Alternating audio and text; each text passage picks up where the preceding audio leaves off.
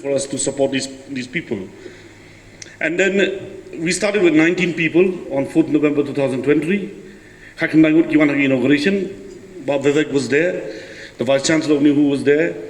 And some of the people were there to witness that inauguration program. And the families came, the parents came with such a, they were quite relieved to see that the Durbar Snong, Bakishnong, Kira Shimti Matayaki, Kunjuki, Yakashnong. It's a duty, Hakajuk Momenta.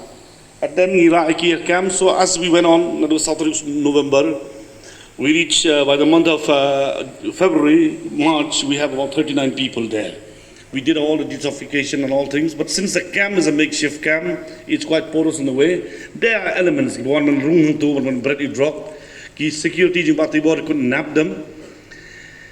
And then 10 of them we let go after 4 months because parents clean, and some of them are still students. They have to go for the exams, academic exam. So some of them, of course, ran away from the camp because they cannot tolerate, because the camp is supposed to be for 4 months, and they had these grievances that we decided to 6 months. And as the government comes in with the support, we realize that we can extend this camp. We have even initiated some kind of skill mode activities for them in the form of mushroom cultivation and compost, making compost manure. But at the end, we march out 13 of them on May 4th, 2024 in Upper Line. So which I would say that of those who have been let go, I think 4 or 5 of them have gone to new rehabs because they want to continue since we cannot continue further. Rehab somewhere in Assam, somewhere here and there. But what has happened is, I thank the government for this initiative, especially the Chief Minister and the Social Welfare Minister, for extending their support to the effort of the Durbar Shnong. And I thank all my fellow Durbar members, Durbar Shnong Executive Committee members from the 27 Durbar of Mawlai, who have come together and brought their kids, brought the youth from their village, and have participated.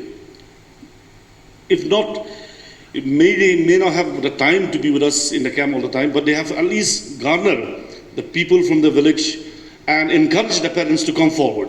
So the entire paradigm of looking at drugs now has changed. Our perspective to the drug users and the parents also have realized that drug is no more something that we have to stigmatize.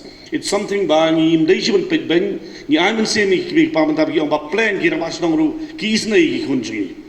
so they come forward. It all has to start with the spirit of love. It all has to start with that spirit that I have to be responsible Namantaka future, not just because I am a Rangbashnong voluntary worker who is not paid. And basically being Rangbashnong means you are the elder in the traditional term, an elder who is a very wise, a very generous mind. So I come with this spirit, and everyone has actually extended a hand, and I thank my fellow Rangbashnong, and thank actually goes to Batebor also, that this little humble step that we make, the government could see it, the social welfare department has come to our rescue, has supported us very greatly. And now we are going to the second phase of our program, by which we are trying to get in the center of Mawlai a space for which we can bring these kids who are still around for some kind of counseling. We'll be engaging with some probably counselors who have themselves been experienced in this kind of abuse in the past.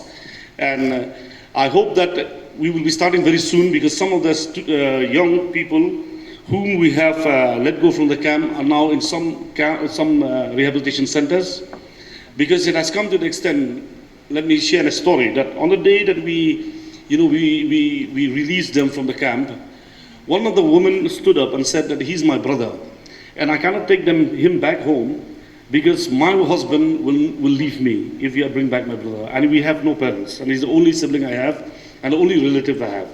So this boy has a big problem now to go back home. I contacted Rangbashnong to go and at least talk and counsel the husband. But somehow I thanked, one helper came, she said, I'll take him for time being in Busha, Kripa. So I think he's somewhere there now. So cases like this, it is not a success story. It will never be a success story, but it has to be a successful effort.